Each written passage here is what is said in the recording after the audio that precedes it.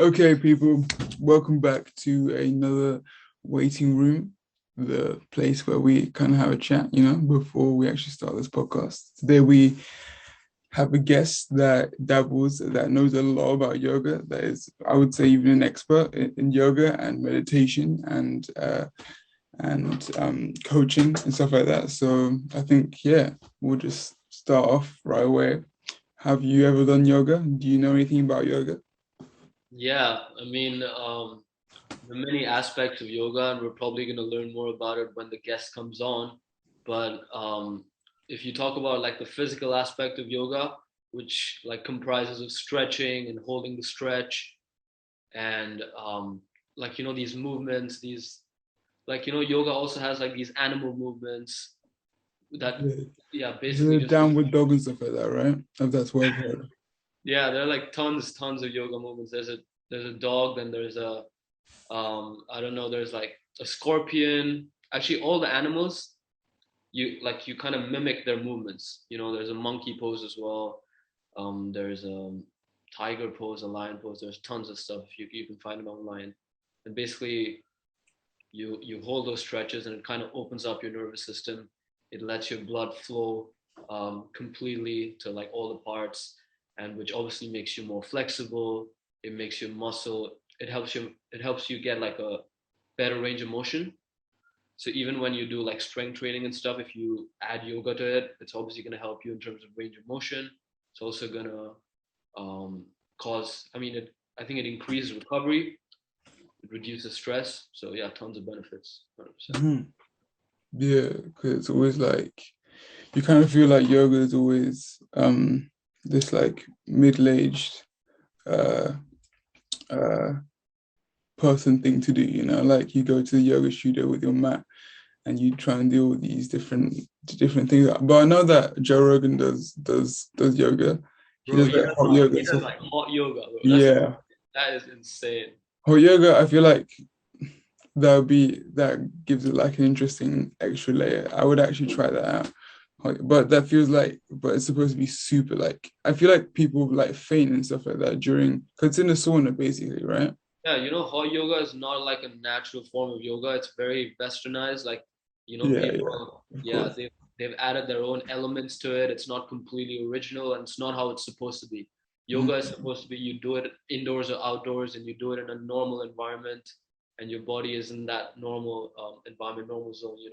The hot yoga is, obviously they add that cardio factor in because there's a lot of Mhm. movements, there's a lot of fast movements. So obviously you burn a lot of fat for sure, and Uh, also the movements make you more flexible. So in like a exercise standpoint, hot yoga obviously benefits you, but if you're looking for like just the original yoga, that's all about the slow movements. It's all about the holding. It's all about the stretching and getting in those different poses and stuff. And yeah, Yeah, it's actually interesting. I didn't, yeah, obviously, because that's complete. It's a kind of like a bastardized version, just like goat yoga and stuff like that. Have you heard of that? Have you heard of goat yoga? oh, go yoga, yeah, go yoga, yeah. So ridiculous. I mean, you have these little baby goats on your back and stuff like that. I mean, like, if you told Indians about that, they would probably like shake their heads, right? Absolutely. Like, what Crazy, kind of, bro. It's ridiculous because they've just like made it into like a, I don't know if it's a million or $1 billion industry in the West. They've yeah, completely taken all yoga, mixed it up into something digestible, and then added like different elements. It's yeah, totally not original, and it's totally not how it's supposed to be. But that's what makes the money. yeah, exactly. I feel like if you would ask most people where yoga's from, they would not be able to tell you where it's from. Like if you like if I did goat yoga in LA or like Calabasas or something somewhere, I wouldn't like if you asked me where's it from, I'd be like, well, it's probably from like LA or something. I don't know where it's from. Like yoga is not something, it's interesting.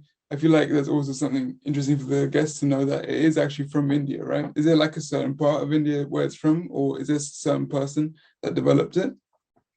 Yoga has like it takes its origins like from far beyond. Like it started off as a religious practice. Mhm. It's not completely a religious practice, but it has a lot of roots in Hinduism and Mhm. Buddhism, and it's more of a spiritual practice rather than religious, and it's just like a discipline that people do every day. It's actually like a way of life. They stretch, and yoga has like aspects such as meditation is actually a part of yoga, which is not a lot of people know that meditation is a part of yoga. Breathing, like yoga has different breathing exercises, like tons and tons of breathing exercises, and that's also part of yoga. And they do that like before the yoga session or after the yoga session. It really depends. And yeah, so basically it started in India long. I mean, I don't know if they have a particular date, like from where it started and like how it started, but it has a history for sure, man. Mm. Yeah, yeah, but it is very popular. Like, especially, I mean, I feel like the stereotype is like a middle-aged woman that goes to like that does also does Pilates and like aerobics and like Zumba and stuff like that, and also does yoga every once a week or something, goes with her friends with the mat under her arm into the studio where there's some guy that just like goes tells them to breathe in and out and stuff like that. But I feel like, yeah, that maybe, do you think that's like a skewed like version, like a uh I feel like it brings up misconceptions about yoga. What do you think? Definitely, bro. I think a lot of people underestimate what yoga really is, like the physical aspect. Like there is a lot of pain involved in yoga. Like when you Pain. do pain, like when you do those like the really hard stretches, like the splits and the really hard poses and the really hard stretches, there is a lot of pain involved and there is a lot of suffering, and there's also like a possibility of injuries and stuff. So it is as I wouldn't say as hard as building muscle or something because they're completely different things, but there is a lot of pain involved. There is a lot of um, you know yeah, so it's not as easy as it looks. You can make it easy. You can Mm, make it easy by there's these relaxation techniques, there are these breathing techniques and stuff which kind of put that thing that it's really easy and stuff. Again, you have to focus and then that's when you get the results. So if you're looking for an easy fix, yoga is not an easy fix. It is hard, you have to be dedicated, but I feel that yeah, you'll see the results. mm, mm. But it is also possible to just use yoga as like something to kind of relax and like unwind. Like you don't have to take it super seriously to actually feel the benefits, right? Like No, no. only if you want to become like a master or something, you wanna, right?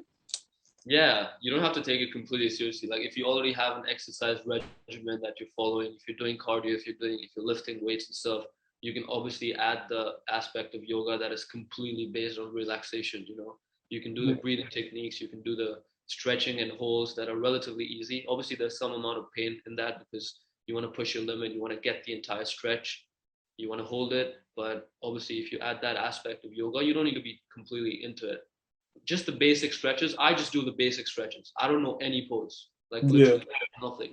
I just do the basic stretches, and I think I've seen a lot of benefits. Like the leg stretches that I do, it really helps my running, helps my range of motion, and you can feel the differences when you do it consistently. That's the thing. Yeah. Yeah. It's interesting. Like your body kind of works like a machine where you have to oil it.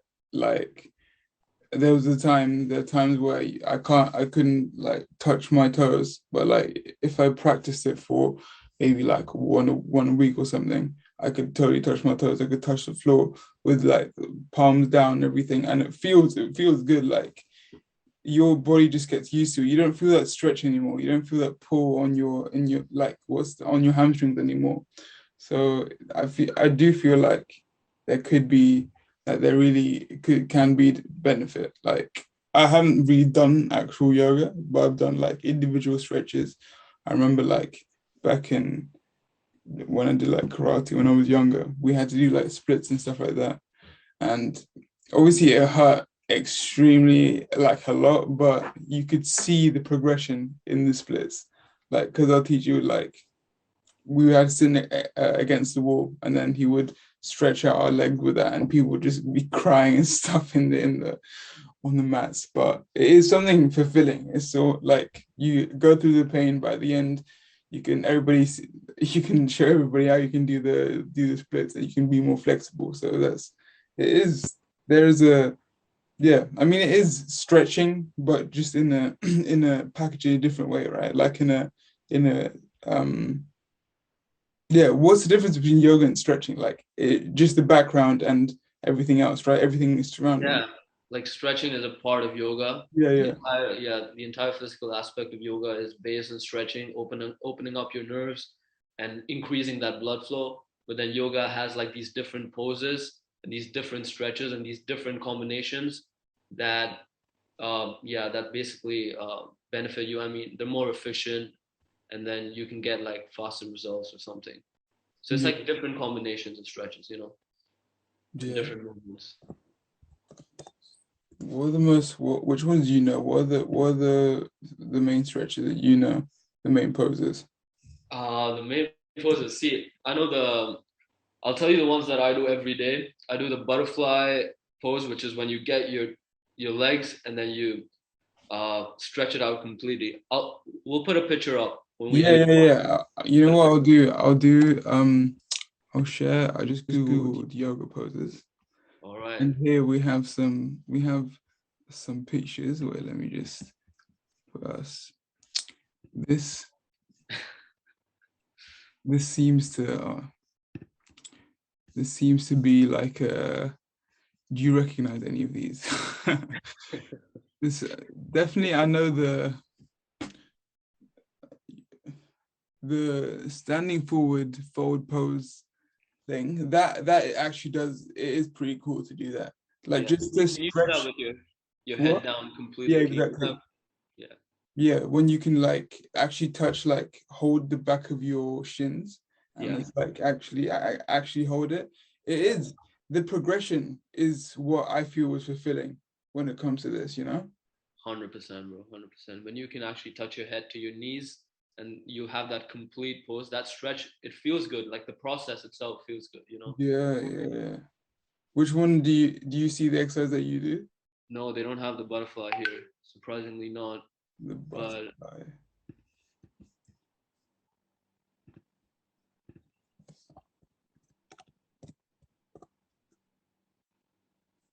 yeah, that one, that one. Okay. I mean, I feel like there are some poses.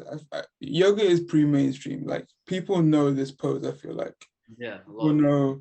And like, do you do the up and down thing with your legs? Yeah, you basically you want to do that until you get your legs to a point where it's completely stable, like on the ground. Mm. That is like when you start, and then you see that the photo there on the left, the second one on the left, where her legs are completely down. The Yeah, one next, this one. yeah. Yeah. So that's what you want to get to, and you want to hold that position. That's like a Mm. complete butterfly pose position, and when you've mastered that, it means your thighs and your legs are completely, your nerves have opened up, and there's Mm. no like restricted blood flow. Mm. So that's Yeah. the goal. Yeah, obviously our goal is to get a couple people listening right now. All you haters, all you people that don't know anything about yoga, that have all your presuppositions or your preconceived notions about yoga. We want to change some of that, you know? And maybe even like I want to be convinced as well. I want to be convinced to regularly do some type of yoga pose. And I feel like we'll be able to achieve that today in this podcast. Yeah, that's the So, goal, man. 100%. All right, so welcome to this episode of the Passion Project podcast. Today we have a very special guest on the show, an ICF certified life coach, yoga teacher, mindfulness expert, and blogger. She coaches all types of people from people running businesses to young adults. Her yoga teaching experience spans over 17 years, and in her words, her passion is to partner with people on their inner journey. Welcome to the show, Miss Harshada Khanolkar. Thank you. welcome, welcome. So, I mean, obviously, I would definitely consider you an expert in yoga. And obviously, loads of the people listening right now don't really know that much about yoga. Most of our audience is going to be young adults. And I'm sure, especially the guys, are going to have many presuppositions about yoga. It's probably for old people. It's boring. There's nothing to do. Like, what are the benefits? What could the benefits possibly be? And it would be great if you could just give us like also kind of talk to these people and give us kind of a definition or just a rundown of what yoga is and what the benefits are for those people that have all these preconceptions, you know? Yeah. Um, all right. So thank you for that question. Basically, well, when you said that, there are all these presuppositions, let me just confess that when I started my yoga journey, I was exactly at the same place. So I had the same kind of ideas about yoga, that it's only for old people. But um, in these years, as I have continued my practice, I can I can tell you that yoga is for everyone. It's does not that's the beauty of it. It's like it's for every age group, every personality type. So yoga actually comes from the word yuj, which means union. So it's a Sanskrit word. It means to unite your body, mind, and spirit with the final goal of being um constantly connected to your higher self.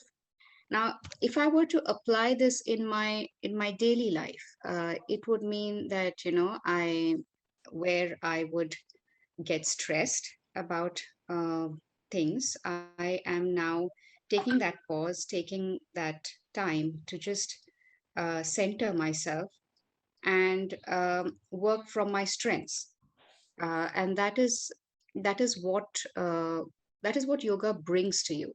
Apart from obviously the physical fitness and the mental health is it's an important aspect of what yoga works on. And like if I were to look at it from a medical point of view, so as we practice yoga, we are working on the not only on the physiological part of our bodies, but also the psychological parts, and as a result, it helps to restore all the functions of the different systems of the human body. So, like for example, if you are into gymming, for instance, like lifting weights and stuff, a lot of your you're just acting on one aspect of your physical health, like. And when you are doing yoga with along with this, so it's not it's the best part about yoga is like you can add it to any form of exercise which you're doing, be it running, be it your gymming, be it any form of martial arts. What it is going to bring you is that it is going to bring you the suppleness, which is, so you are leading a very so your approach to whatever it is that you're doing changes. So it increases your endurance, it increases your resilience, and at the same time uh, it brings about so your parasympathetic nervous system gets activated, which is a big part of leading a stress-free life. So I hope that answers your question. Okay, so just to everybody listening, this Hmm. stress, it definitely helps with stress management. It helps with endurance. It can be a great way to supplement your workouts or other physical activities. So it's not just doing and doing weird poses and stuff like that to the people that No. it's about so in more simple terms, with connecting yourself to your higher self, so being more complete in a nutshell, Yes. basically, to kind of complete Yes. yourself. So what you do on the mat is what is going to help you through all the other activities throughout the day. And like I said, that apart from your parasympathetic nervous system, the other thing it acts on is that it balances both the. So you may have heard that all of us are either left brained or right brained. So we are either very logical or very creative, and we have no sense of what, like, time or anything. That also happens. So what yoga is going to do is it is going to help you balance both the hemispheres of your body. So you're actually approaching everything in your life from um, from a very balanced perspective. And I think in the times we are living now, that's a very important tool to have.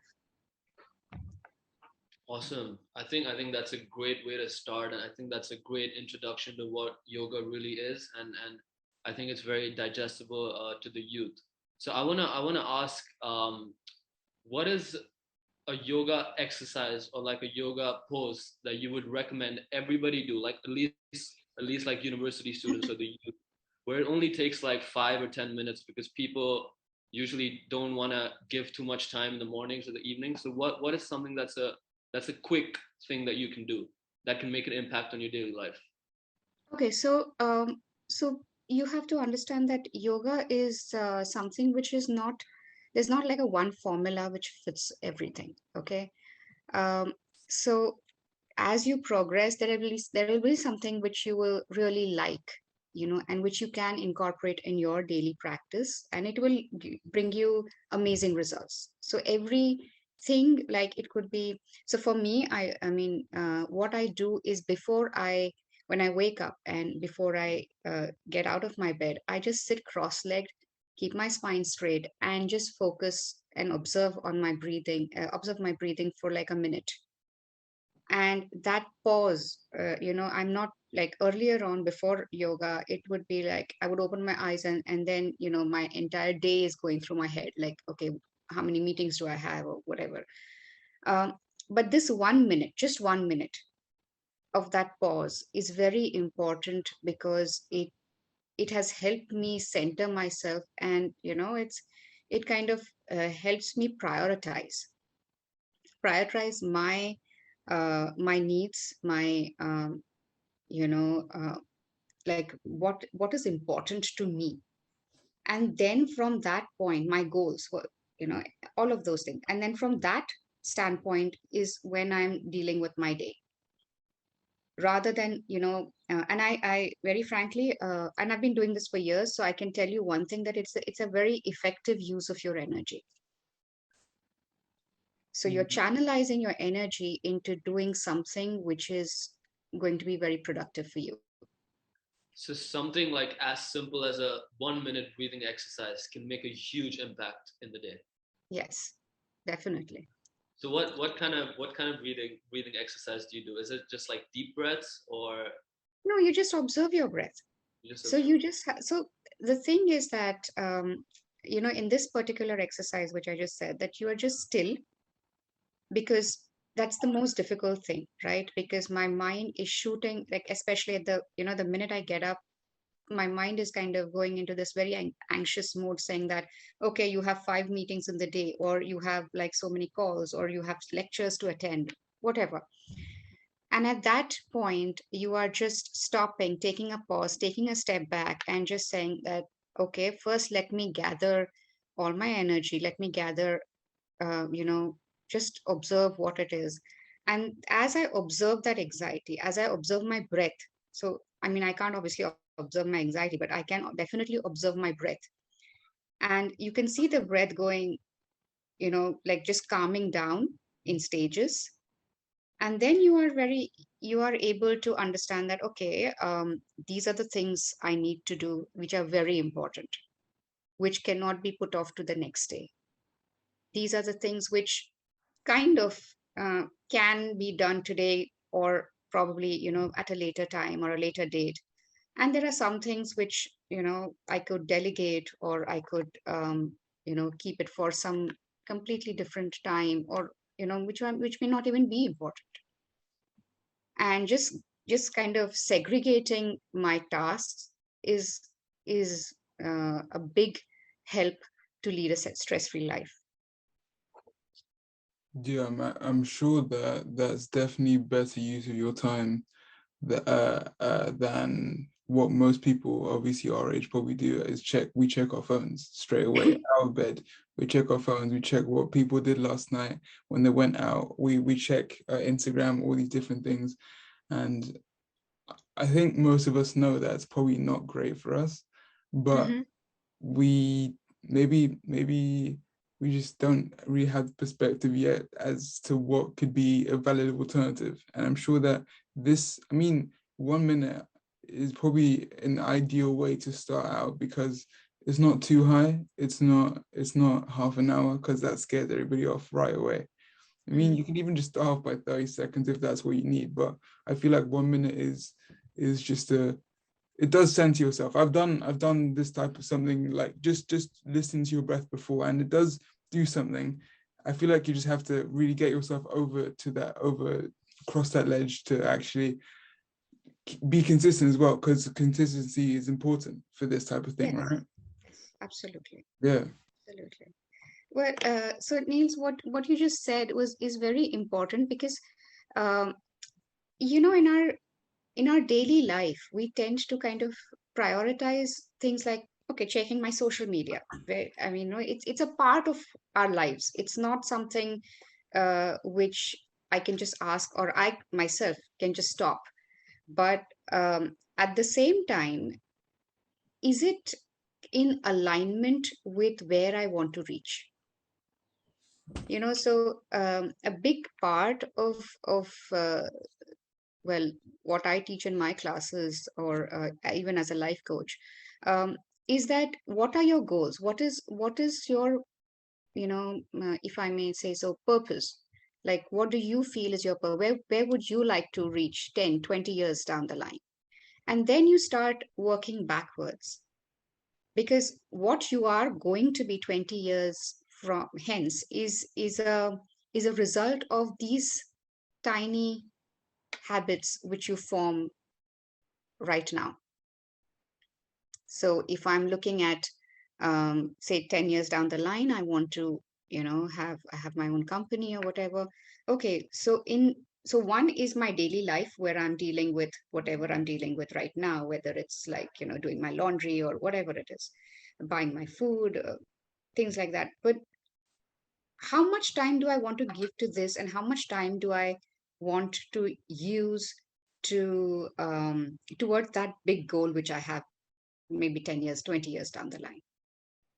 Am I how Because how much of, because that is what you're investing. You're in your biggest investment is your time. How much are you investing? And if I look at it not just for myself, but if I were to look at it like, okay, why do I want to, say, have that goal, and in what way is it going to make the world a better place? It's a bigger goal to have. It's far bigger than your life. And then you kind of work backwards, and then that makes it easier to do this every day. That's my experience. No, I mean, 100%. I totally agree. I think when you have like a big, big, big goal, and then when you break it down into like smaller things that you can do today, and then when you do that on a consistent basis, I think it's essentially like the law of cause and effect, which is the law of Yes, karma, which yes. is what you do every day. If you have a routine or something, and you move towards your goals, and then that it compounds into something bigger, and then that's how you can achieve your goal, which is a great way to put it. Yeah, definitely. Yeah, very well put, very well put. Because um, see, what is karma? It is nothing but cause and effect. Like, what actions am I taking now, and what are the consequences that those actions will bear? And if I need a certain kind of consequence, then I need to put in those kind of efforts right now. Yeah. I think a lot of people like always confuse the definition of karma. They really think it is something so big and something so magical and something that is, I don't know, like mystical in nature, but it's very simple. It's just the law of cause and effect. It's just Yes. that action has a reaction. That's all it is, right? Right, and to that's very well put, Yuvraj. But I would like to add a point to it, saying that, one is your actions and the reaction to it, but the other aspect of it is the environment. Okay, there are different factors in the environment. Like, say, for example, say you have a very important exam, and you wake up in the morning, you're all set, you studied, and you are, just as you're about to, like, you're like all planning your day and everything, and the minute you open your window, you realize it's raining cats and dogs. I mean, that's the part of the environment you couldn't control. But at the same time, because you have been doing your breathing exercises, you have been doing, um, your yoga, what what it is going to control is your reaction. The the level, you may still feel a little let down, but you may not kind of go spiral into something terrible and probably stub your toe as you're getting out of the bed or whatever.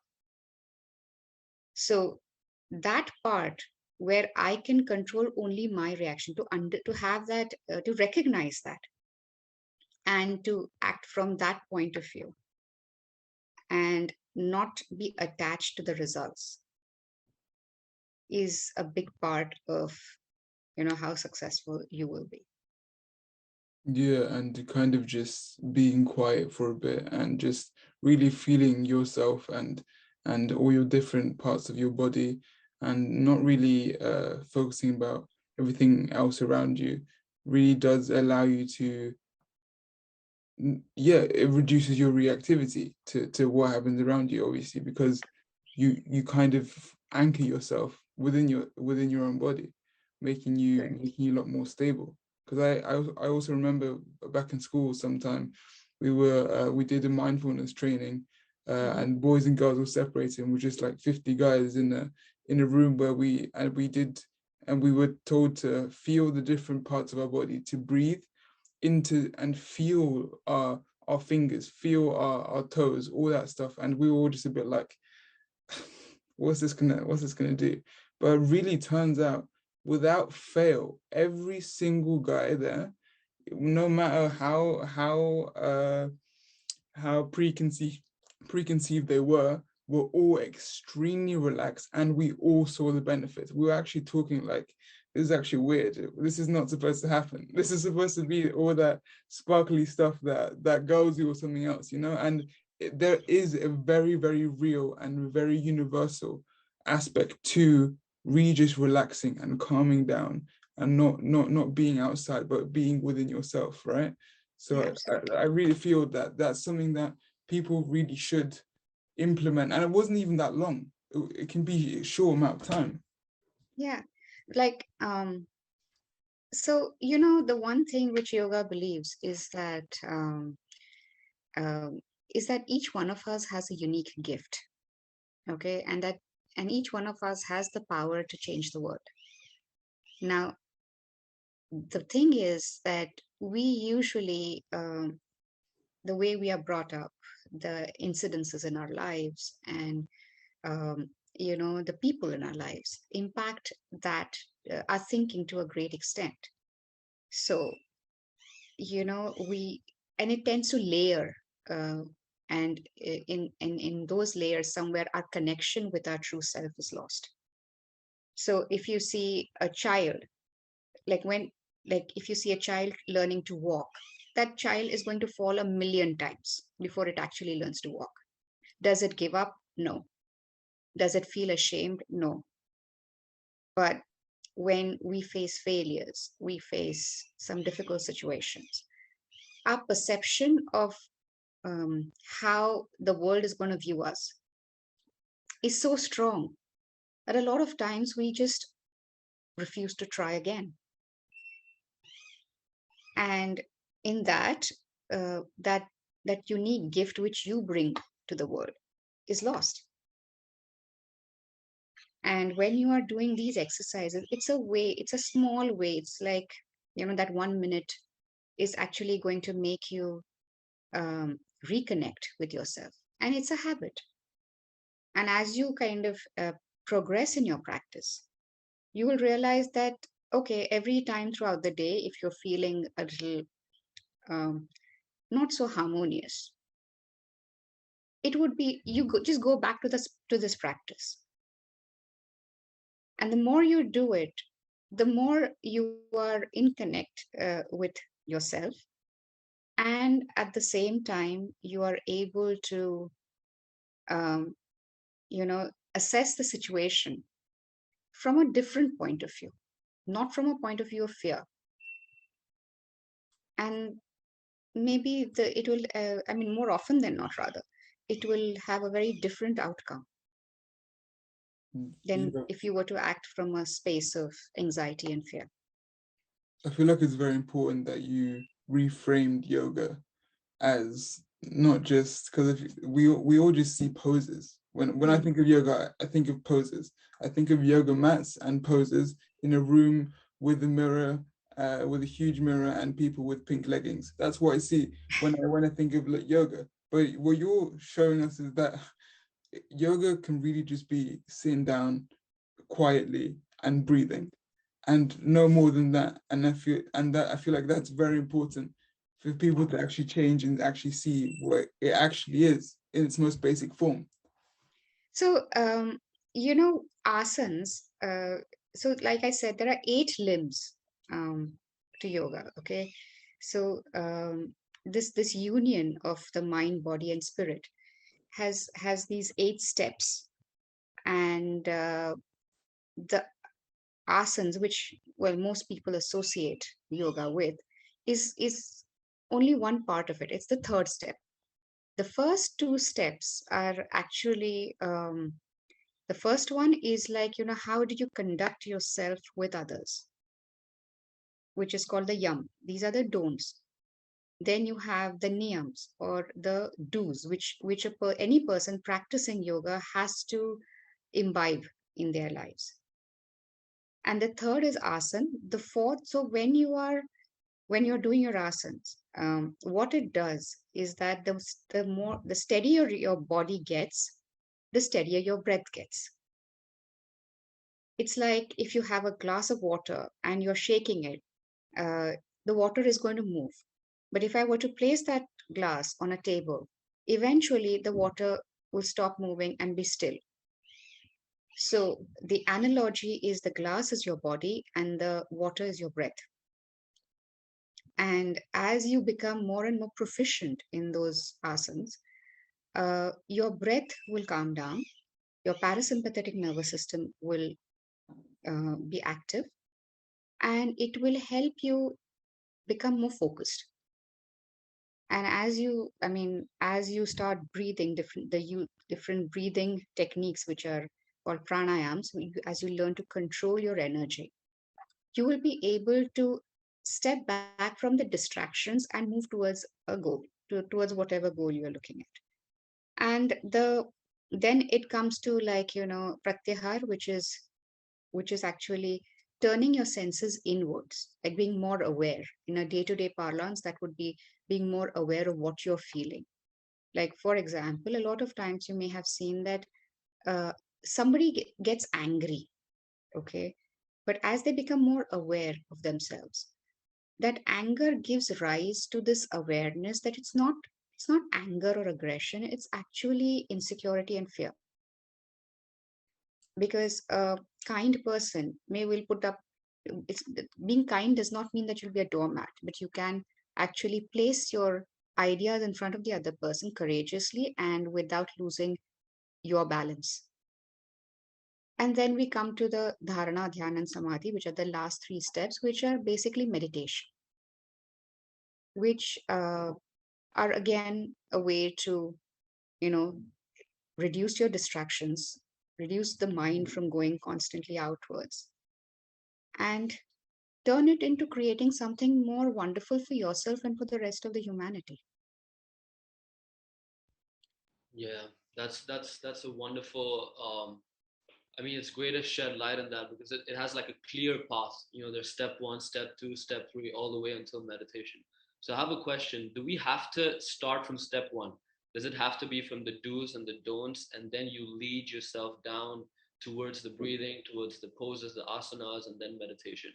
Or because like some people just start from meditation and they don't do the rest. So how does it work? So, the thing is that this gives a little more structure. So, for example, yes, when you start the asana, so, and it's not an either or. It's not like, so there is progression, like, as you go, but at the same time you have to do all of them at the same time as well. So by that I mean, it so to give you a day-to-day example, um, a day-to-day example of the second step would be I make my bed every time every day when I get up. I don't kind of keep it for later or like lead a sloppy life. And when I'm doing that, uh, it's like, in my mind, I'm ready for my asana practice. The next thing is like, say, if I'm planning to practice asana, if I'm doing that in my mind, I'm ready for my asana practice. So I have kind of uh, gotten closure of you know that activity has ended, and it's now time for me to step into the other activity. Now, at the same time, when I am dealing with the difficult situation with my boss or with a difficult relative or whoever, a difficult person in my life, at that time, if I am, if I am going to believe in the first step, the first step is yum, and it is divided into 5 sub steps. The first one is ahimsa or non-violence. But this person is making it really difficult for me. How then do I deal with this? So I move to the fifth step, just focus on my breathing, do my pranayams as I'm listening to them, saying whatever they are saying. That way, I'm also controlling myself, my reactions. I'm responding to the situation, and I'm not doing the violence which I would have otherwise done, which is probably like getting into an argument or shouting at that person, which is not happening. So it's in that sense, Yuvraj, it's not like either or. It's like you're doing all of it, because all of it are each step is contributing to you becoming that person which you have set your goals to become.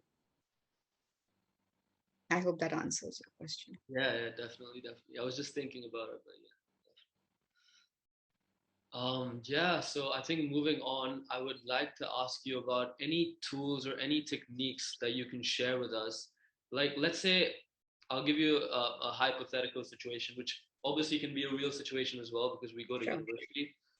If someone does not like accounting at all, they totally Hmm. hate that subject, Hmm. and they have an exam for accounting, and they're feeling stressed, and they're anxious, and they're paranoid, and they Hmm. have all these, they have to get like a certain mark to pass, and then they sit to study. They can't study because they're stressed up. What tools would you recommend them to use so that they can center themselves, do the work, and accomplish? So, one thing is that let's start from like a very basic thing. That do you not like, say for example, like hypothetically, it's you who we are talking about, right? Mhm. So do you not like accounting at all, the entire subject, or are there parts of which you don't like? Because it's very difficult to actually hate a complete subject, Yeah, right? yeah, So then, totally parts okay, of it. yeah. So uh, when you're looking at it from that point of view, if I have taken up a course which requires me to have to study accounting, then I first need to figure out, okay, these are the topics in this particular thing I don't like. So what I'm going to do is I'm going to study what I like, or what I find bearable. Let's just put it at that. The second thing is that, okay, like work from outwards in. So understand why I do not like it. Is it difficult? Am I unable to understand it? Which is possible. Has has it not been taught to me properly? Maybe I can get another teacher or somebody to explain it to me. Like look at it in the sense that, look at it as a way of growth. Like when I'm doing this, I'm still studying accounting, but I'm doing it in a way where it is, taking that one small step. The stress happens when I'm like, oh my God, I have to study it, I have to like it, and I don't. Right.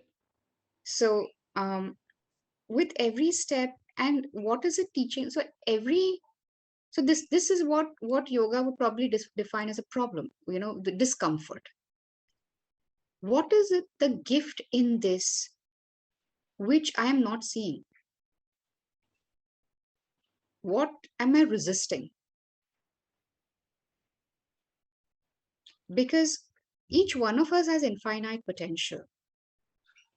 So by that logic, we should be able to do anything we can put our minds to. But what is stopping me from doing this, and what is the shift? You may still not like it even after you give the exam, but the important thing is that I need to do this. So keep the bigger goal in mind. Like, why am I doing this? Because I have to pass my course, and this is an integral part. So it's a transient thing. It is not like I have to live with it for the rest of my life. Yeah, and also like sometimes you can look at it as an opportunity for growth. Like you look at it Yes. as something that's uncomfortable, and the mere fact that you went through it, you went through with it, you still did it even though you hated it. That just proves that you have that spirit that you can still accomplish irrespective of if you like something or not. So I think that obviously adds to that mindset. Well, like, to give you my own example, I hated physics, Okay. and I was a science student, and I hated it with a passion. But again, so, like, obviously that time I wasn't doing yoga, so I kind of pushed myself to do it.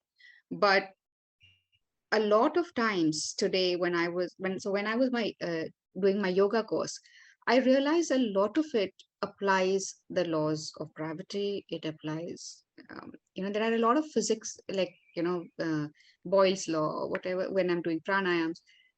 And I'm happy that I had to study that back then, because it only makes me a better yoga teacher when I am dealing uh, with patients with illnesses or very difficult clients, because I can explain it to them from a scientific point of view.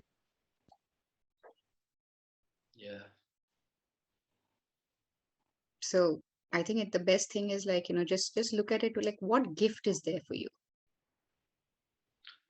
definitely. And also like if what about like someone who's like doing an exam, like they're in the process of writing an exam, and at that moment they feel stressed. Is there any Hmm. breathing technique or something that they can do in the moment for a Yeah. quick fix? So one thing which I would definitely recommend is that, when you are stressed, um, this is a small thing where, like, try to try to do backward counting in your mind, where and try to synchronize your breath with it.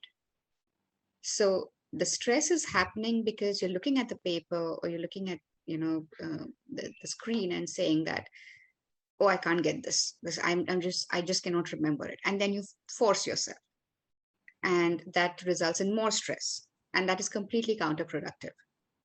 Versus, you just stop, break that loop of I cannot get this, I cannot remember, or whatever, and just focus on your breath.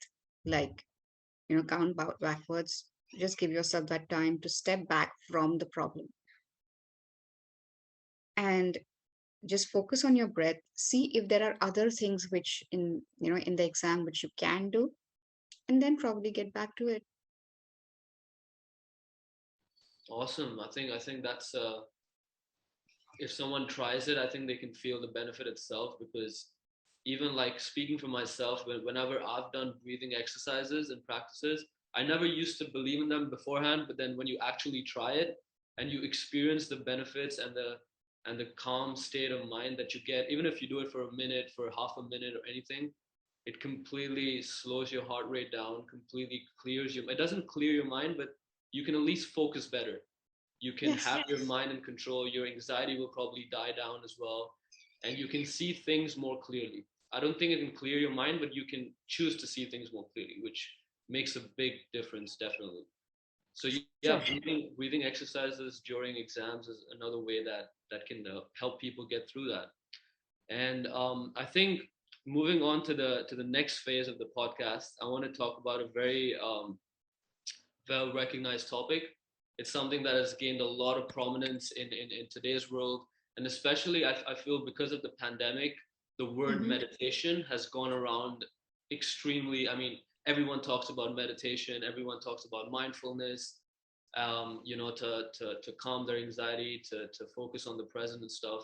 So I want to start with a very simple and basic definition of what meditation is, because there's obviously a lot of doubt, there's a lot of cloud, because there are so many types of meditation in the world, so many Yeah. different practices related to religion, related to spirituality. So what is the most basic and most simple definition of meditation?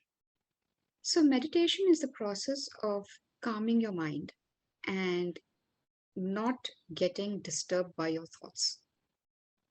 Um, and like you said, there is a spiritual angle to it. There is, um, that there are different ways to do meditation, but usually it is about observing your breath. And in some cases, like Vipassana, you're just observing your thoughts. Um, and doing so increases your awareness, and it decreases the chatter, which like because of the pandemic, in most people it has increased exponentially. So yeah, that is in a nutshell, that is what meditation is. So would you say that yoga is meditation? That they're the same thing? So yoga is a big tree, and meditation is a branch of it.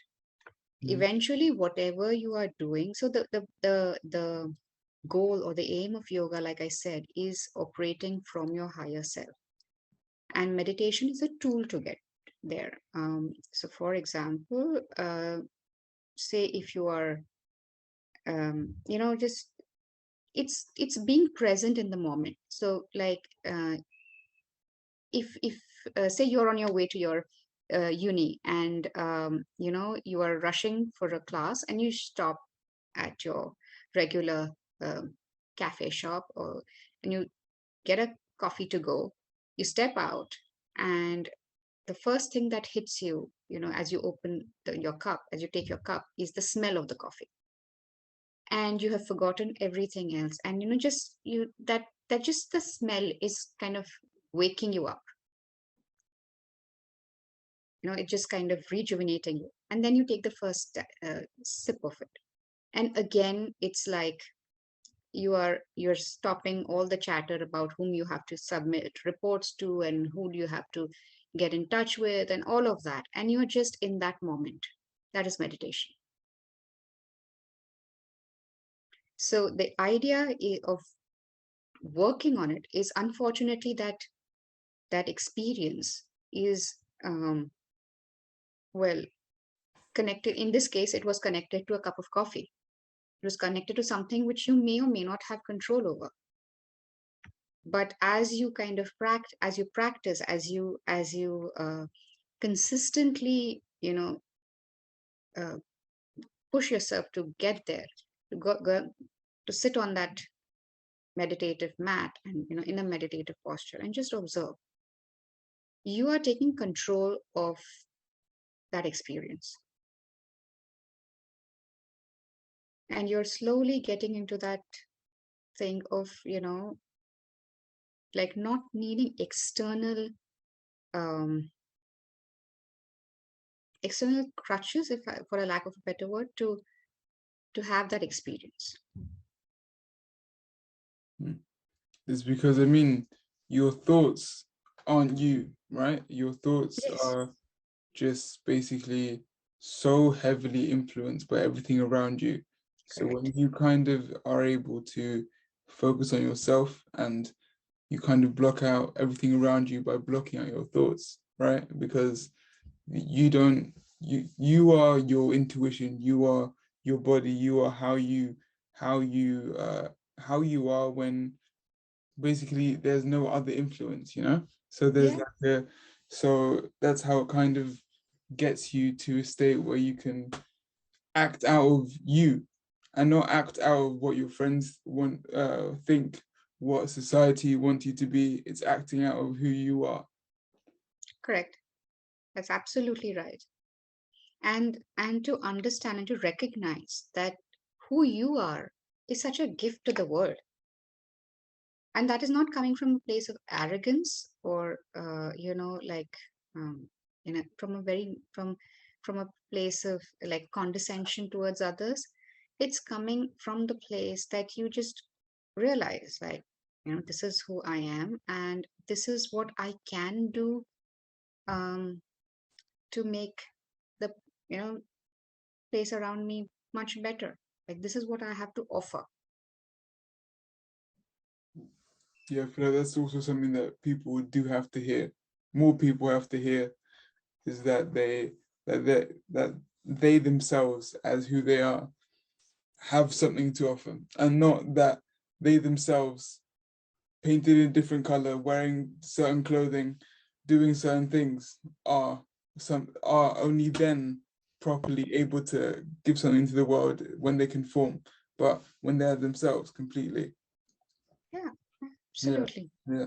Because the thing is that so like Buddhism has this concept of 10 worlds, where there are different um, there are, like, they're all a part of you, but it's almost like in every world you're a different person, and none of it is, I mean, all of them are you, and at the same time all of them are not you. So the the effort is towards you know becoming that person who is in one of the higher worlds and is able to look at others and themselves and have compassion. Because there are a lot, again, like I said, there are a lot of causes and conditions which make you who you are.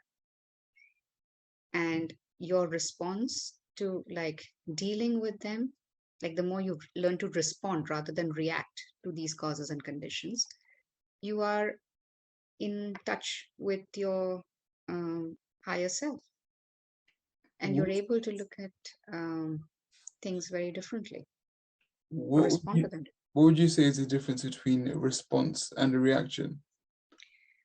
So a reaction comes for usually from a place of fear. If I am threatened, I will react. If I feel unsafe or insecure, I will react. A response is to understand that this is a feeling in me, and like you said, Niels, earlier on, that you're not your thoughts, or you're not your feelings, and therefore can I look at it from a different point of view. Like, say for example, so, like, to give you an example, say you're walking down the road and somebody just you know runs into you. The reaction would be like to get angry, to kind of feel threatened, to kind of feel victimized, if that's possible. uh, and then you just turn around and you realize that the person is blind. Won't your reaction change from some from this whole point of aggression? Like, your aggressive self comes in, where you feel that this guy has purposely bumped into you, and you want to kind of hit back, or how dare he, and all of that. You'll be like, oh, the poor person could not see. And you'll probably go and ask him, are you okay, can I help you? Whereas a response would be like, first be mindful of, like, when I'm walking and if a person is banging into me, the first thing is that I myself am not aware. I was lost in my own thoughts, to take responsibility of where I'm coming from. The second thing is to check what is happening here. And when I look at this person, I'm like, well, if I'm being aware, if I am in the moment, I will definitely, one of the things I will notice, and probably I will step out of the way.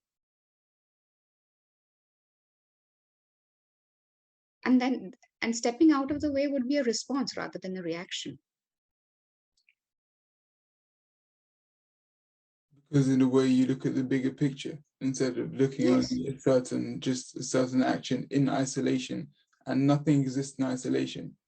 Yeah, Nothing and actually, the reaction comes from a very powerless point of view. Oh, I am being threatened, or this is happening to me.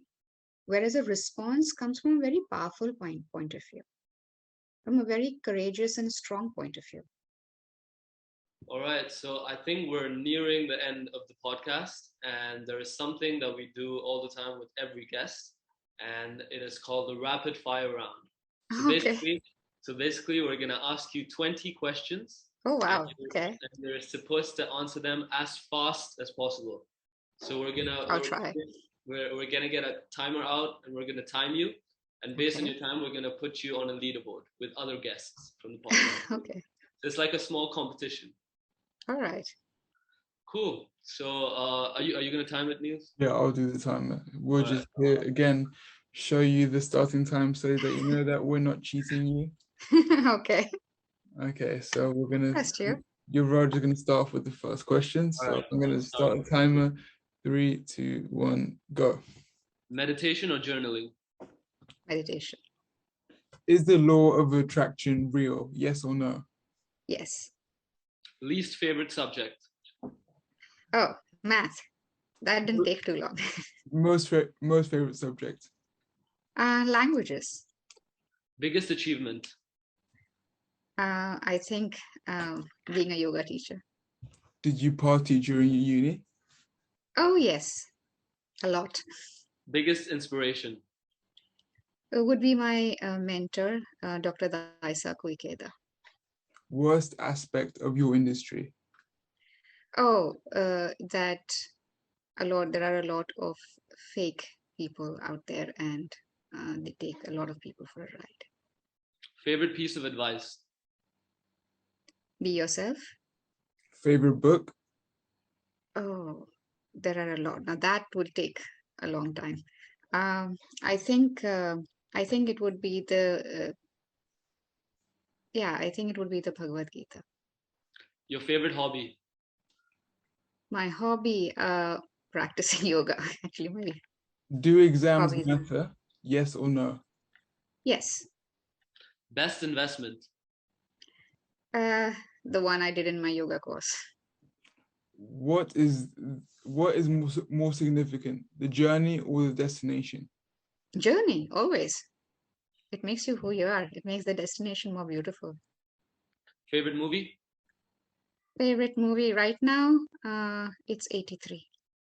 It's a movie on India winning the World Cup. Static yoga stretches or active yoga stretches? Both. How many languages do you speak? Oh, Hindi, English, Marathi, that's my mother tongue, a little bit of German, a little bit of French, a little bit of Spanish. Wow. Most inspiring spiritual influence for you? Again, I think that would be my mentor, Dr. Daisa Kuikeda. He's a Buddhist leader, and I'm very inspired by his life. Hard work or smart work? Smart work. Do you feel fulfilled? Oh yes, absolutely. Okay, that's it. This is your All time. right. That 2 is good. minutes, 34.99 seconds. So Awesome. so when we finish editing everything, we'll let you know, and when we release it, and you'll be able to see whereabouts you rank in with our other guests. You were awesome. faster than our last podcast. The last podcast was, I think 4 minutes. 4 minutes. Maybe, but we don't want to call anybody out here. We're equal. Yeah, and I'm not saying names. just to round everything off, we always have one question that we end this podcast with. Just very quick, just quick answer question. If it is a quick answer question for you, how do you get rich? Oh, first define what rich means to you. It could mean friends, it could mean family, it could mean financially, and then work towards it. Again, like I said, set a goal, and work towards it. Perfect. I mean, perfect answer. Thank you so much. Thank you Thank very you. much. We It's really been a appreciate pleasure, guys. Thank you, and all the best to both of you Thank you Thank so for you. your much. future endeavors. Thank you. Thank you. If you are sitting on a chair, just ensure that both your feet are uh, completely flat on the floor. Keep Mhm. your spine straight. If you're sitting on the floor, and if you're comfortable in sitting in a cross-leg position, you can do that. And we are going to start with something very, very simple. Okay, so this is called Nishpand Bhav. It actually means ni is no, spand is movement. Okay, so we're basically trying to stay still. And what we are going to do is just observe the different sound, like, or just listen to the different sounds. We are not trying to get attached to any of them. And then we move to the breath, and then finally to the heartbeat. Okay, so if you're wearing spectacles, it would be a good idea to remove them. Close your eyes. Keep your hands on your knees with your fingers pointing downwards. So that fingertips are pointing down. Keep your back straight and just focus on the different sounds in your environment. Do not engage with any of them. You are just listening and coming back to your breath.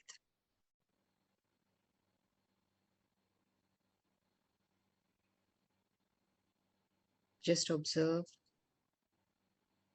how your breath is moving from the bridge of your nose through your nostrils.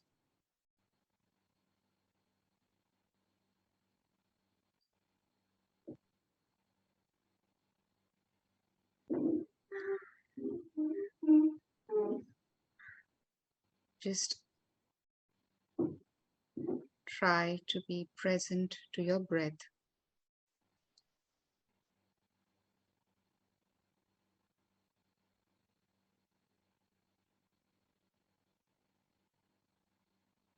Whatever thoughts are coming in your mind, just observe those thoughts and come back to your breath. Do not engage with the thoughts.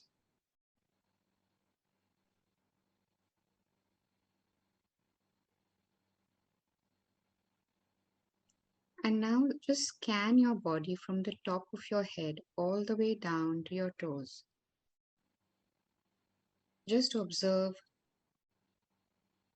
what sensations you're feeling on your skin. Are you feeling hot or cold? And once again, come back to your breath.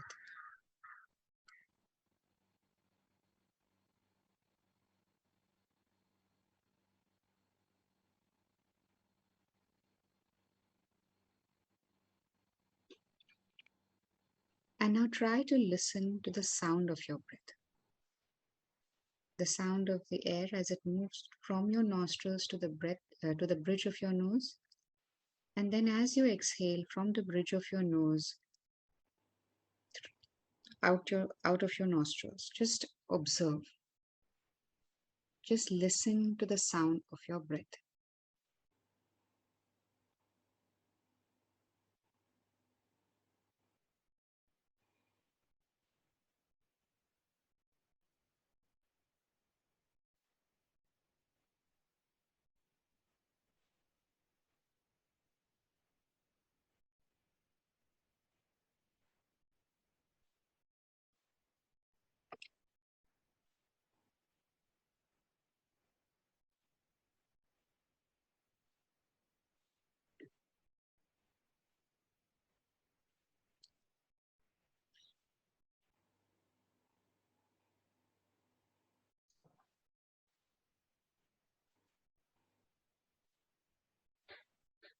Try to keep your body as still as possible.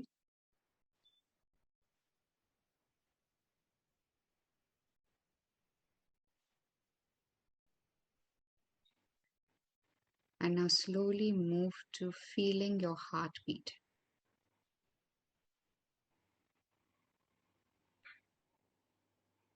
Just observe, what are you feeling in your heart center as you listen to your heartbeat.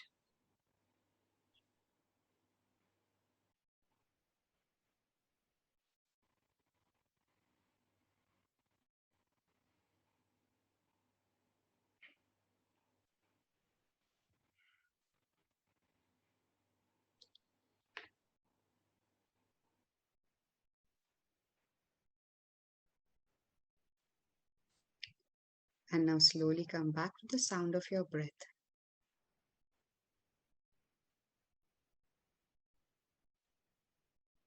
Observe whether it has changed or it still remains the same.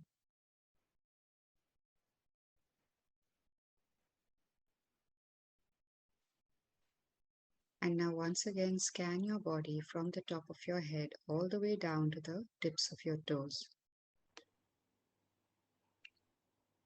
Observe the sensations in your body at this time.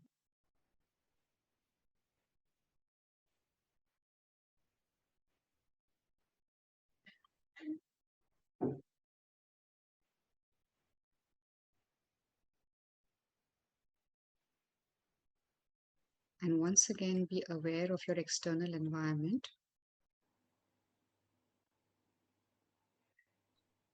The sounds around you.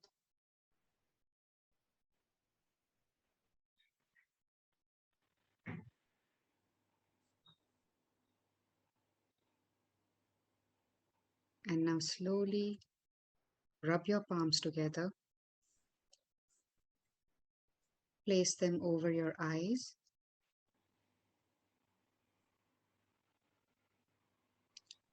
Okay, remove your hands, keep your eyes closed, and then very, very gently open your eyes.